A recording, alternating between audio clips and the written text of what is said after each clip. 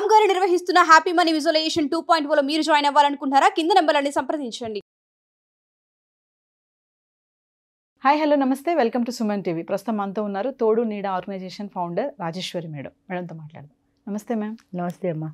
Ma'am, parenting అది పెద్ద సమస్య అయిపోయింది. ఇప్పుడు పిల్లల్ని పెంచడం అనేది అది పెద్ద సమస్య అనమాట. అంటే ఛాలెంజింగ్ అయిపోయింది. అవును, అప్పట్లో చూసుకుంటే పేరెంటింగ్ అనేది పిల్లలు ఉండేవారు, 10-15 మంది పిల్లల్ని కూడా ఆశామాషిగా పెంచేశారు. ఇప్పుడు ఒక్కరిని పెంచడానికి కూడా చాలా కష్టమైపోతుంది. మెయింటైన్ చేయలేకపోతున్నారు, తలలు బాదుకుంటున్నారు ఇద్దరు కూడా. మరి ఇప్పుడు జనరేషన్ లో పేరెంటింగ్ అనేది ఎలా ఉంది? వాళ్ళకి ఇచ్చేటటువంటి టిప్స్ కానీ సజెషన్స్ ఏంటి మేడం? పాతకాలంలో 10 మంది 15 మంది పిల్లలున్న అవలీలగా ఎలా పంచగలిగారంటే, ఆ రోజుల్లో డిసిప్లిన్ వేరు, పిల్లలు డిసిప్లిన్గా ఉండేవారు. తర్వాత లేడీస్ ముఖ్యంగా అందరూ హౌస్ వైఫ్స్. ఆ రోజుల్లో చదువులు ఉద్యోగాలు లేవు కదా, మా అమ్మమ్మ కాలంలో చదువులు ఎక్కడవి. అంచేత వాళ్ళకి పిల్లల్ని కండము, వాళ్ళని పెద్ద చేయడమే వాళ్ళ డ్యూటీ అన్నట్టు ఉండేది. పిల్లల్ని పెంచడము, వాళ్ళకి రాని పాటలు లేవు, రాని పద్యాలు లేవు. ఇప్పటిలాగా పుస్సిక్యాట్ అనే పద్యాలు కాకుండా వాళ్ళు దేవుడు పాటలు, లాలి పాటలు అవన్నీ పాడుతూ, ఆ ఉయ్యాల ఊపుతూ, ఇంటి పనులు చేసుకుంటూ అన్ని పనులు చేసుకునేవాళ్ళు. పనులు కూడా పూర్వకాలంలో ఇప్పటిలాగా పని మనుషులు వాడు లేరు. ఆ రోజుల్లో అన్ని పనులు వాళ్ళు చేసుకోవాల్సిందే. ఇన్ని పనులు చేసుకుంటూ పిల్లల్ని పెంచుకుంటూ, ఇంట్లో వంట చేసుకుంటూ, ఇంకా బ్రాహ్మణ్ కమ్యూనిటీలో కొన్ని కమ్యూనిటీస్లో అయితే మడి ఆచారం ఇవన్నీ కూడా ఉండేవి. ఇన్ని అవలేలుగా ఎందుకు చేయగలిగారు? ఇప్పుడు ఎందుకు చేయలేకపోతున్నారు? ఇప్పుడు మిక్సీలు వచ్చాయి, గ్రైండర్లు వచ్చాయి, గ్యాస్ స్టవ్లు వచ్చాయి, ఎన్నో రకాలైన ఫెసిలిటీస్ వచ్చాయి. అయినా కూడా ఒకటి ఉమెన్ ఎంపవర్మెంట్, స్త్రీ విద్య, ఉమెన్ ఎడ్యుకేషన్ ఎప్పుడైతే వచ్చిందో దాంతోపాటు ఉద్యోగ అవకాశాలు పెరిగాయి. ఉద్యోగ అవకాశాలు ఎప్పుడైతే పెరిగాయో స్త్రీలకు ఇంకా రిజర్వేషన్లు అవి ఉండడం వల్ల ఆ అవకాశాలను వాళ్ళు వినియోగించుకొని ఉద్యోగాల్లో చాలామంది చేరుతున్నారు. సో ఈ స్త్రీ పురుషులు ఇద్దరు ఉద్యోగాలకు వెళ్ళిపోతే పిల్లలు చూసుకోవడానికి ఎవరు ఉండట్లా. పిల్లల్ని చూసుకోవడానికి జాయింట్ ఫ్యామిలీ లేదు కదా, జాయింట్ ఫ్యామిలీ లేదు కాబట్టి పిల్లల్ని చూసుకోవడానికి లేరు కాబట్టి ఒక నానిని ఎవరినో హెయిర్కి తీసుకుంటారు, పెట్టుకుంటారు. ఆమెకి పిల్లల మీద ప్రేమ ఎందుకు ఉంటుంది? ఎన్నో చోట్ల చూస్తుంటాం, సీసీటీవీలో ఆమె బిస్కెట్లు తింటుంటే చూసాము, పిల్లలు ఏడుస్తున్నా ఆమె టీవీ చూస్తుంటే చూసామని. సో అంచేత పిల్లల కేర్ తీసుకునే తీరిక తల్లికి లేదు. అందుకని వీళ్ళు ఏం చేస్తున్నారంటే 3 ఏళ్ళు రాగానే పిల్లల్ని తీసుకెళ్ళి డే కేర్లో పెట్టేస్తున్నారు. పొద్దు నుంచి సాయంత్రం దాకా అక్కడ ఆడుకుంటారని. నిజమే, ఆడుకుంటారు పిల్లలు, ఏజ్ గ్రూప్తో ఆడుకుంటారు. కానీ కొంతమంది పిల్లలు, అందరూ కాదు, ఇంటికి వచ్చి అక్కడ బూతులు నేర్చుకొని, ఇంటికి వచ్చి బూతులు తిట్టి ఏంట్రా ఇది ఎవరు నేర్పారా అంటే మా ఫ్రెండ్ తిడుతుంటే చూశాను అని. అదేదో ఒక కొత్త విద్యను వాళ్ళు నేర్చుకుంటున్నారు.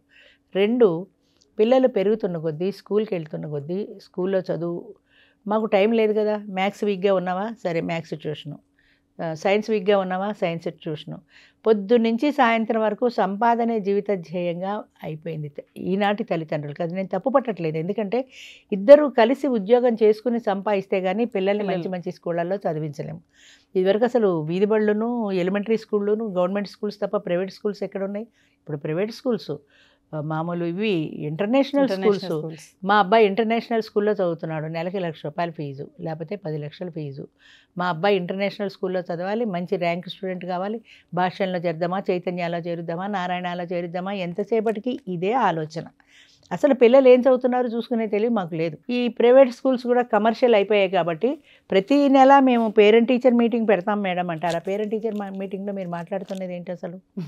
వాడికి లెక్కల వీకు, వీడికి సైన్స్లో వీకు, వాడికి సోషల్లో వీకు, ఇదే తప్ప జనరల్ నాలెడ్జ్ వాళ్ళకి ఎంతవరకు, మొరాలిటీస్ మెయిన్లీ వాళ్ళకి నీతి న్యాయం ఎంతవరకు స్కూళ్ళల్లో నేర్పుతున్నారు? అసలు ఎవరు నేర్పుతున్నారు? ఇదివరకు తల్లే నేర్పేది, తల్లి మొదటి గురువు అంటాం మనం. తల్లి దగ్గర కూర్చునే పాఠాలు విన్నారు. శివాజీలో కూడా మనం చదువుకున్నాం. శివాజీ తల్లి జిజాబాయి చిన్నప్పుడు ఆయనకి ఎన్నో నేర్పింది, ఆ ధైర్య సాహసాలు, రామాయణ భారత గాథలు ఇవన్నీ నేర్పిందని. ఇప్పుడు ఏ తల్లి ఒళ్ళో కూర్చోబెట్టుకొని పిల్లల్ని, మా కింద అందు చూస్తుంటాను, అందులో ట్రాలీ పిల్లల్ని అమ్మాయి తోసుకెళ్తుంటుంది, పక్కన తల్లి ఫోన్ మాట్లాడుకుంటుంటుంది. ఒక్కోసారి నాకు బాధ అనిపిస్తుంది, ఆ ఏడాది పిల్లలకి 1 గంట టైం ఇచ్చే ఖాళీ లేదా నీకు? ఖాళీగానే ఉన్నావు కదా, ఆ దిక్కుమాల ఫోన్ మాట్లాడకపోతే 1 గంట పిల్లల్ని ఒళ్ళో కూర్చోబెట్టుకోవచ్చు కదా అని. అది అనడానికి మనకు అర్హత లేదు. ఈవెన్ మా పిల్లలు ఎవరైనా అంతే, ఇప్పుడు జనరేషన్ అలాగే ఉన్నారు. సంపాదిస్తే కానీ వాళ్ళు ఆ స్కూల్ ఫీజులు అవి కట్టలేరు. 2 సంపాదనలు ఉంటే, ఒక సంపాదన కంప్లీట్గా పిల్లల చదువులు, ఎడ్యుకేషన్స్, బుక్స్, ఫీజులు, స్కూల్ బస్సులు వీటికి వెళ్ళిపోయింది. 2వ సంపాదన ఉంటే ఇల్లు మేనేజ్మెంట్, ఏమన్నా ఉంటే సేవింగ్స్. అందుకనే ఇప్పుడు ఈ మధ్యనే పేపర్లో ఎక్కడో చూశాను, పెళ్ళిళ్ళు అసలు చేసుకోవడం మన కాన్సెప్టే పోయింది. ఏదైనా ఉంటే లివింగ్ రిలేషన్. తర్వాత ఇప్పుడు పిల్లలు కూడా వద్దనుకుంటున్నారు. పెళ్లి చేసుకున్న వాళ్ళు కూడా, అదేదో మర్చిపోయాను, బెంగళూరులో ఒక అసోసియేషన్ ఉందిట, ఆ అసోసియేషన్ ఏంటంటే వాళ్ళు పిల్లల్ని కనరు. పిల్లల్ని కానీ ఇన్ని లక్షలు 10 లక్షలు ఖర్చు పెట్టి వాడిని చదివించే బదులు ఆ 10 లక్షలు పెట్టుకుంటే మేము యూరోప్ వెళ్ళొచ్చు, అక్కడికి వెళ్ళొచ్చు, ఇక్కడికి వెళ్ళొచ్చు, మా సొంతానికి మేము ఎంజాయ్ చేయకుండా ఈ పిల్లల భవిష్యత్తు ఇది ఒక బర్డెన్, ఇది ఒక రెస్పాన్సిబిలిటీ అన్న మైండ్ సెట్ బాగా పెరిగిపోయింది యంగ్ జనరేషన్లో. దాన్ని తప్ప అనకూడదేమో కానీ పూర్వం తల్లి కాలేదు అని నోములు వ్రతాలు మొక్కులు చేసుకున్న తల్లులు ఎంతోమంది ఉన్నారు. అయ్యో మాతృత్వం అనేది ఒక గొప్ప వరం అని, తల్లి పాలివ్వడం అంటే పిల్లలకి ఆ స్తన్యాన్ని ఇవ్వడం అంటే ఎంతో వరంగా భావించేవాళ్ళు. ఇప్పుడు డబ్బా పాలే తప్ప అందం పోతుందని అసలు డబ్బా పాలు తప్ప అసలు పాలివ్వడానికే తల్లులు ఇష్టపట్టాల. దాన్ని తప్పు రైట్ అనడానికి లేదమ్మా. అది దేశకాల పరిస్థితులు మారుతున్నప్పుడు సమాజం మారుతుంది, సమాజంతో పాటు సిస్టమ్స్ మారుతాయి, ఆలోచన విధానం మారుతుంది. కానీ మళ్ళీ ఒక 10 ఏళ్ళు తిరిగిన తర్వాత ఎలిఫెంట్ ప్యాంట్ పోయి జీన్స్ ప్యాంట్ వచ్చినట్టుగా మళ్ళీ వెనక్కి ఖచ్చితంగా వస్తారు. ఎందుకంటే అది అందులో ఉండే నష్టాలు తెలిసినప్పుడు ఇప్పుడు అమెరికా వెళ్ళిపోవాలన్న కోరిక. ఇప్పుడు చాలామంది అమెరికా నుంచి వెనక్కి వచ్చేస్తున్నారు. ఏం చేత? వాళ్ళ పేరెంట్స్ ప్రాబ్లమో, ఇక్కడ వీళ్ళని చూసుకునే వాళ్ళు లేరు, వీళ్ళని తీసుకెళ్ళి అమెరికాలో వాళ్ళు మెయింటైన్ చేయలేరు, వాళ్ళ పిల్లల్ని చూసుకునే వాళ్ళు లేరు, నానికి ఒక జీతం నాని జీతాలకే సరిపోతుంది, అంచేత అంతకంటే మనం ఏదో ఒక ఉద్యోగం చేసుకుని ఇక్కడ ఉంటేనే బెటర్ కదా అని వచ్చేస్తున్నారు. సో అలాగా కొన్నాళ్ళు పోయిన తర్వాత ఆ క్రేజ్ తగ్గిపోతుంది. ఆ క్రేజ్ తగ్గిపోతే మళ్ళీ వచ్చేస్తారు. మళ్ళీ కొన్నాళ్ళు పోయిన తర్వాత మళ్ళీ క్రేజ్ వస్తుంది, మళ్ళీ వెళ్తుంటారు. అంచేత సమాజం ఎప్పుడూ మారుతూనే ఉంటుంది. ఆ మారే సమాజంతో పాటు మనం కూడా మారాల్సిందే. అయితే నేను చెప్పేది ఏంటంటే ఒకనాటి పిల్లల్ని ఎలా పెంచినా ఎవరు పెంచినా డిసిప్లిన్ ఉండాలి. నేను పలానా వారి పిల్లవాడిని సగర్వంగా చెప్పుకోవాలి, పలానా అబ్బాయి మా అబ్బాయిని సగర్వంగా చెప్పుకునేలా లేకుండా ఈ డ్రగ్స్కి 10th క్లాస్ నుంచి డ్రగ్స్కి సిగరెట్లకి పిల్లలు అలవాటు పడుతున్నారంటే అది ఎవరు తప్పు?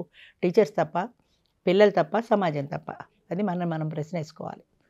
మన కుటుంబానికి, మన సంసారానికి, మన పిల్లలకి మనం ఎక్కువ ఇంపార్టెన్స్ ఇవ్వాలి. తర్వాతనే బయట ప్రపంచం ఏదైనా సరే. మేడం, సంపాదన కోసం ఆలోచించే ఈ తల్లిదండ్రులు మరి పిల్లల భవిష్యత్తు ఏంటి చూసుకుంటే, టీనేజర్స్ ఉన్నటువంటి పేరెంట్స్ని చూసుకుంటే వాళ్ళు కూడా ఇద్దరు జాబ్ హోల్డర్సే ఉన్నారు. మరి అలాంటి పిల్లల్ని వీళ్ళు అసలు ఏం పట్టించుకుంటున్నారు? మన అమ్మాయి ఏం చేస్తుంది, మా అబ్బాయి ఏం చేస్తున్నాడు, కాలేజ్ ఇంటికి వచ్చాక ఏం చేస్తున్నారు, ఎంతసేపు సంపాదనే కానీ మరి భవిష్యత్తు గురించి ఆలోచన లేదంటారా? సంపాదనని బాడని కూడా తప్పు పట్టే పరిస్థితి లేదమ్మా. ఎందుకంటే ఒక్క సంపాదనతో ఇల్లు నడవదు. టీవీ కావాలి, ఫ్రిడ్జ్ కావాలి వెళ్ళడానికి. ఇప్పుడు ఇంటికి ఒక కారు ఉంటేనే ఘనం.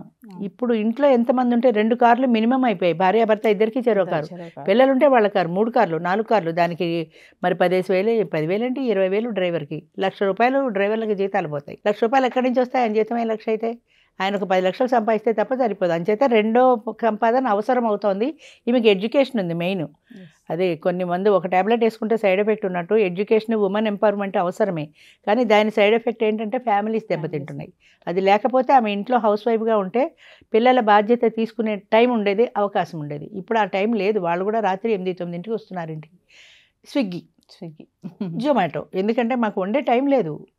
ఏం చేస్తాం అని చేస్తే స్విగ్గీకి, జొమాటోకి. దానివల్ల ఏమవుతుంది? హెల్త్ పాడవుతుంది, లివర్ డ్యామేజ్ అయింది. ఓ 10 లక్షలు తీసుకెళ్ళి హాస్పిటల్లో కట్టుకున్నాం. ఇన్సూరెన్స్ కవరేజ్ ఉంది. ఆ ఇన్సూరెన్స్ 8 లక్షలు ఇస్తే 3 లక్షలు మేము కట్టుకున్నాం. ఇదంతా ఎందువల్ల వస్తుంది? మళ్ళీ మనం రాతి యుగం నాటికి వెనక్కి వెళ్ళిపోతున్నామా? వెనక్కి వెళ్ళటలా. కానీ ముందుకెడుతున్నందువల్ల ఏమైనా ప్రయోజనం ఉందా? పిల్లల భవిష్యత్తు పాడవుతుంది. ఎంతమంది పిల్లలు డ్రగ్స్కి అడిక్ట్ అవుతున్నారు? ఎందుకు అవుతున్నారు? పోలీస్ ఆఫీసర్ గారు చెప్పారు, కాస్త పిల్లల మీద దృష్టి పెట్టండి. ఒక సండే అయినా వాళ్ళు ఎక్కడికి వెళ్తున్నారు, ఫ్రెండ్స్ దగ్గరికి ఉంటున్నారు, వాడి ఫ్రెండ్స్ ఎలాంటి వాళ్ళు ఎలాంటి అలవాట్లకి లోనవుతున్నారు. పిల్లల్ని సరిగా పెంచుకోకపోతే అది పేరెంట్ తప్పు అవుతుంది. టీచర్లు ఎంతసేపు వాళ్ళ సిలబస్ ఆ 8 గంటలు వాళ్ళ పాఠాలు వాళ్ళు చెప్పుకుంటారు అంతే. మీ పిల్లల యొక్క క్రమశిక్షణ, వాళ్ళ పెరుగుదల అది మీరు చూసుకోవాలి. పిల్లాడికి ఊరికే ర్యాంక్ వచ్చిందా లేదా, స్ట్రెస్. ఎంతమంది పిల్లలు చైతన్య నారాయణలో సూసైడ్ చేసుకుంటున్నారు?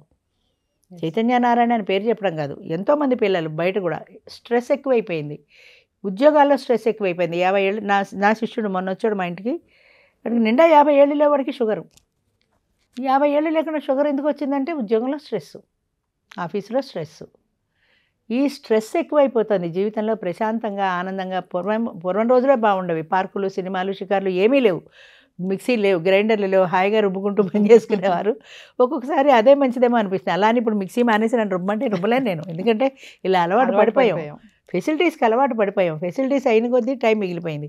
రోడ్డు మీద నడుస్తామా ఇలా చూసుకుంటుంటారు. నాకు ఆశ్చర్యం వేస్తే పడిపోతాను, భయం ఉండదని. మధ్యలో ఒకసారి చూస్తాడు, మళ్ళీ నవ్వుకుంటుంటాడు, మళ్ళీ ఇలా చూస్తుంటాడు, నవ్వుతుంటాడు.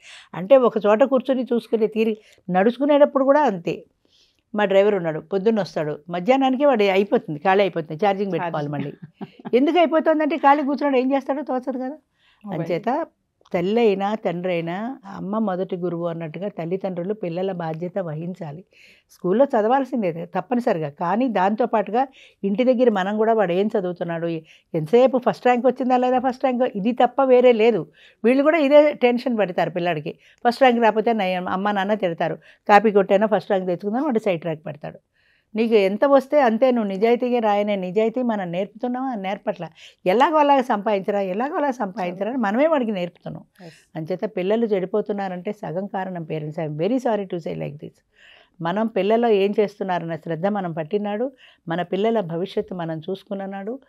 అది దాంతోపాటుగా వాళ్ళు ఆ పెరగడంలో జీవితంలో ఉండేటువంటి విలువలు అంటే respect the parents, respect the elders. అసలు తాతలు అమ్మమ్మలు అంటే ఎంతమందికి తెలుసు? ఎంతమంది పిల్లలు తాతల ఊళ్ళల్లో కూర్చున్నారు. మేమందరం కూడా మా తాతల ఊళ్ళల్లో పెరిగిన పిల్లలం. ఈ రోజున అసలు తాతల దగ్గరికి వెళ్ళమంటేనే చిరాకు, అన్లెస్ వాళ్ళంత అప్ టు డేట్గా మోడర్న్గా ఉంటే తప్ప. ఏదో ముందు వేసుకుని పాతకాలంలో అలా ఉంటే పిల్లలు కూడా వెళ్ళరు. అంచేత గ్రాండ్ పేరెంట్స్ అంటే ఎఫెక్షన్, పేరెంట్స్ అంటే ఎఫెక్షన్, ఎల్డర్స్ అంటే ఎఫెక్షన్. ఇవన్నీ మనం నేర్పుకోకపోతే రేపొద్దున భవిష్యత్తులో మనమే నష్టపోతాం. మనం పెద్దవాళ్ళం అయిన తర్వాత ఆ పిల్లలు మనని చూడాలి కదా. మనం మన పేరెంట్స్ని చూస్తే పిల్లలు మనని చూస్తారు. మనమే మన పేరెంట్స్ని చూడనప్పుడు వాడు కూడా మన అదే దారి పట్టిస్తాడు. అదే ఓల్డేజ్ హోమ్కి మనం కూడా వెళ్ళాల్సి వస్తుంది. ఫైనల్లీ న్యూలీ పేరెంట్స్గా ఉన్న వాళ్ళకి ఏమైనా చెప్తారా మ్యామ్? అమ్మ మనం చెప్తే వినే స్థాయిలో లేరు, ఫస్ట్ పాయింట్. రెండో పాయింట్ ఏంటంటే, మీరు అడిగారు కాబట్టి చెప్తున్నా, పేరెంట్ అనేది, మాతృత్వం అనేది ఒక వరం. తల్లిదండ్రులుగా ఉండడం అనేది ఒక ఫ్యామిలీలో ఒక హోదాయే కాదు. ఆ పిల్లల్ని సరైన క్రమశిక్షణతో పెంచి ఒక మంచి స్థాయిలోకి తీసుకొచ్చినప్పుడు వాళ్ళు పలానా వాడు నా కొడుకు అని మనం గర్వంగా చెప్పుకోగలుగుతాం. ఇప్పుడు జవహర్లాల్ నెహ్రూ కానివ్వండి, ఇందిరాగాంధీ కానీ, వీళ్ళందరూ ఇంత గొప్పవాళ్ళు ఎలా అయ్యారు? అలా ఆ స్థాయికి మన పిల్లలు రావాలి అంటే మనం దానికి తగిన కృషి చిన్నప్పటి నుంచి చేయాలి. 1వ క్లాసు నుంచి మనం స్టార్ట్ చేస్తేనే వాళ్ళు ఆ స్థాయికి వెళ్తారు. ఒక్కసారిగా ఇక్కడ నుంచి ఇంజనీరింగ్ డైరెక్ట్ అయిపోడు కదా, స్టెప్ బై స్టెప్ వెళ్ళాలి కదా. అంచేత ప్రతి చిన్న విషయంలోనూ పిల్లలు క్రమశిక్షణ, పిల్లలకి పేరెంట్స్ పట్ల గౌరవం, టీచర్స్ పట్ల గౌరవం. ఇంకా వింత వింత హరిశ్చంద్రుడు కథ చెప్పి, ఈ కథలో నీతి ఏం నేర్చుకున్నావు అని అడిగితే స్టూడెంట్ని వాడు చెప్పాడు, జీవితంలో చస్తే నిజం చెప్పకూడదని. నిజం చెప్పడం వల్ల కదా ఇన్ని కష్టాలు వచ్చాయని. అంటే ఎలా నెగిటివ్గా ఆలోచిస్తున్నారు. మనం పాజిటివ్గా చెప్పే స్టోరీని కూడా వాళ్ళు నెగిటివ్గా ఆలోచిస్తున్నారు. అంచేత క్రమశిక్షణ, భక్తి, శ్రద్ధ, భయం ఇవన్నీ ఉండాలి. ఇవన్నీ ఉండేలా పిల్లల్ని మనం పెంచుకోవాలి. మనం ఎంత సంపాదిస్తున్నామో మనకి అది జీవితం వెనక్కి తిరిగి చూసుకుంటే మనం ఎన్ని లక్షలు సంపాదించామన్నది ఎవరు అడగరు. ఎంత క్రమశిక్షణతో పిల్లల్ని పెంచాం, ఎంత ప్రేమ వాళ్ళకి మన పట్ల ఉన్నది. ఆ ప్రేమను మనం రేపొద్దున ఫ్యూచర్లో అదే మనకు ఉపయోగపడేది. వాళ్ళు చూపించే ప్రేమే కదా మనకు ఉపయోగపడేది. అంచేత మొదటి నుంచి 1వ క్లాసు నుంచి ఆ పిల్లల్ని జాగ్రత్తగా పెంచుకుంటేనే రేపొద్దున అభివృద్ధి ఫలాలు వాళ్ళే తింటారు. Thank you ma'am. Thank you అమ్మా. సుమన్ టీవీలో మీ పర్సనల్ అండ్ బిజినెస్ ప్రమోషన్స్ కోసం కింది నెంబర్కి కాంటాక్ట్ చేయండి.